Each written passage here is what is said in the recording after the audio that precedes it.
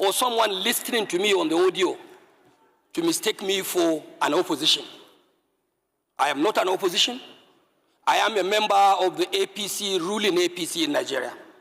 I am also a member, by extension, of the government of the Federal Republic of Nigeria.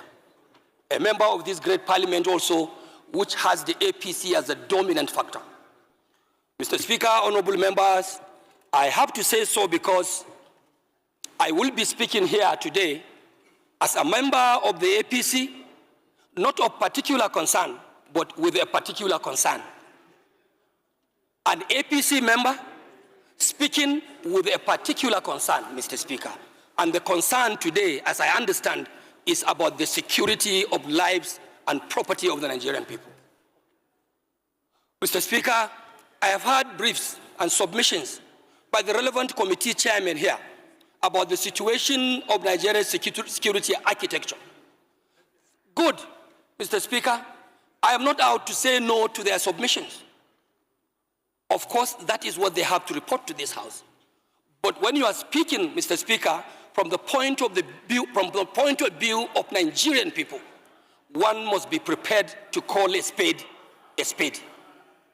Mr. Speaker, I am therefore prepared to say that no matter what the government does, my government, led by Bola Ahmed Tinubu, the APC government, my party, and despite all the submissions of the efforts of all security agencies that were meant here through their respective chairmen, I want to say that yes, the government is doing its best. The security agencies are doing their best. But I want to say with every sense of responsibility and without any fear of equivocation that their best is not good enough. It is not good enough because the security situation in Nigeria today, Mr. Speaker, it is horrific. Mr. Speaker, our security situation is tragic.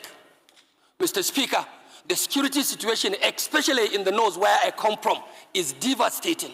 Mr. Speaker, our situation in Nigeria today in the area of security is unspeakable. It's unspeakable because our people are left ravaged in serious tension, fear, and desperation, all because we are lacking and reneging in our institutional and collective responsibility as a government. Mr. Speaker, the fact remains the same, and like every one of you here would say, that the responsibility of every democratic or elected government, even military governments, Mr. Speaker, fundamental responsibility of government is the security of lives and property of its own people. Mr. Speaker, what we have today is like a failed security.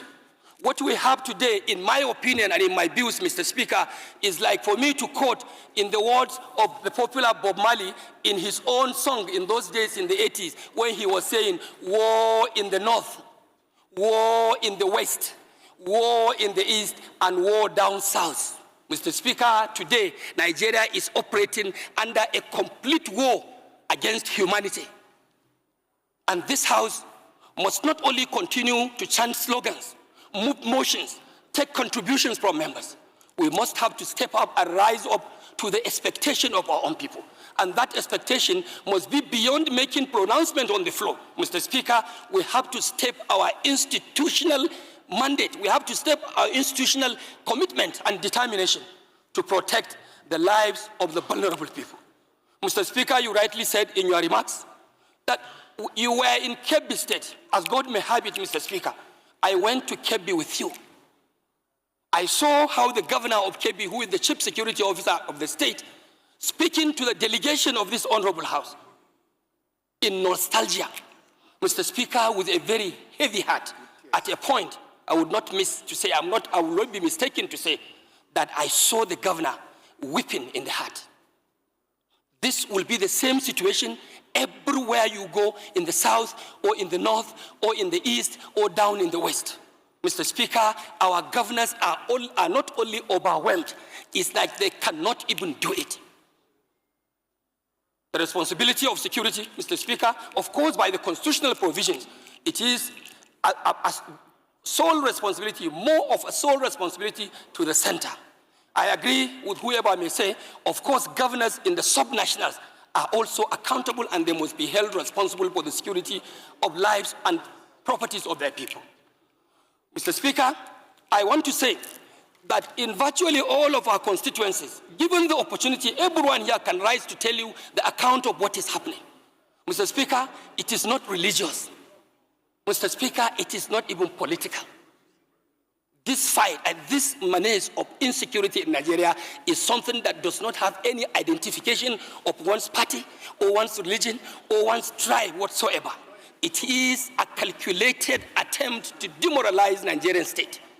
And if care is not taken, Mr. Speaker, even for those of us who take politics more seriously, we'll have a very big question to answer at the end, because it is like this unnecessary insecurity going on. This is a high level of conspiracy targeting our political processes. As we are approaching 2027, Mr. Speaker, we will all be expected to have a peaceful conduct of our polls. How do you have that if our communities, local communities, are plunged into crisis, into banditry, into kidnappings in the churches, in the mosque, even down in the oil-producing area, which is our economic live wire? Production of oil, crude oil, is being unfortunately undermined by militia groups.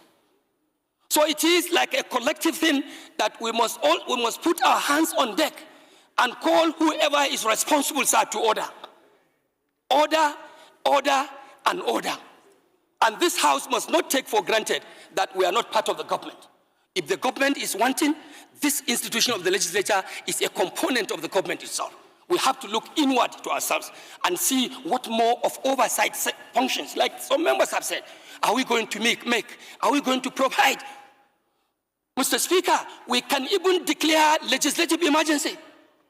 Close the House, shut it up. Who are you legislating for? What laws are you making when the country is running in blood? The country is running in blood and tears.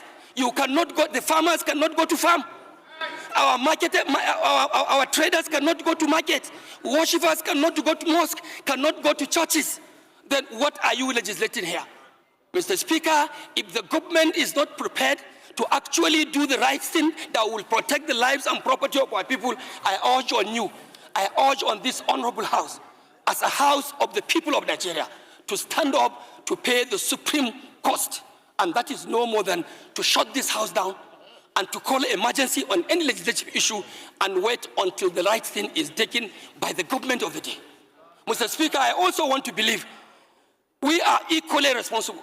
We should also go down to our constituencies and lead civil organizations, like the civil vigilante. Let's go and reorganize our vigilante groups. We take commands and take charges of such civil organizations to see how we can salvage and protect our country, Nigeria. What is happening today, Mr. Speaker, is not just to call for mere security or an average performance of security agencies. What we expect of Nigerian government, no more, no less, my Speaker, is to have absolute security. It's for us to have absolute safety. Mr. Speaker, Nigeria must have absolute protection of the lives and property of our own people. This is my take, Mr. Speaker. And I also want to use the opportunity to tell you that my immediate constituency, which is enclave at the southern part of my state, Kano, is also undergoing serious danger, because in the constituency, we have what we call the huge Polgore Game Reserve, lying in between Kaduna State, Plateau State, Bauchi State, through Ningi and Bura, Mr. Speaker, and also contacting some part of Jigawa State to the axis of Turkey. This place used to be a tourist attraction. Many people come in, including tourists from abroad. But because of the dilapidating security situation in my state, Mr. Speaker, today, abduction and kidnappings, not only in the forest, in our homes, has become a daily affair, a daily occurrence. Just like what the pharmacist may prescribe to you in the hospital to ask you to take Panadol once in the day, in the morning, one in the afternoon, and another one in the evening. That is how kidnapping is so prevalent in my federal constituency. This place that used to be an attraction for tourists, it has now become like an extension of the Sambisa forest in Borno State. So we have to definitely do something. Mr. Speaker, I may not have enough time to continue my submissions, but I want to thank you so much for giving our members this opportunity to speak. And I also want to urge members to continue in the spirit we have started. I have not seen anybody here speaking as a southern member of the House of Reps. I have not seen anyone here speaking as a northern member of the House of Reps. I am the leader of the Northern Caucus, Northern Regional Caucus. I am also not speaking as a member representing the northern part of this country. The security challenges that we are facing is a colossal one, it's a collective one that has to do with the Nigerian nation. And we must step up to that expectation and deal with this matter once and for all. Mr. Speaker, I want to thank you, and I want to thank honorable members for listening to me. And I also want to further tell you that I have not lost my hope in the renewed hope agenda. I'm still a proud member of the APC. No, we can see it from your cap. We know you are a strong believer. Mr. Speaker.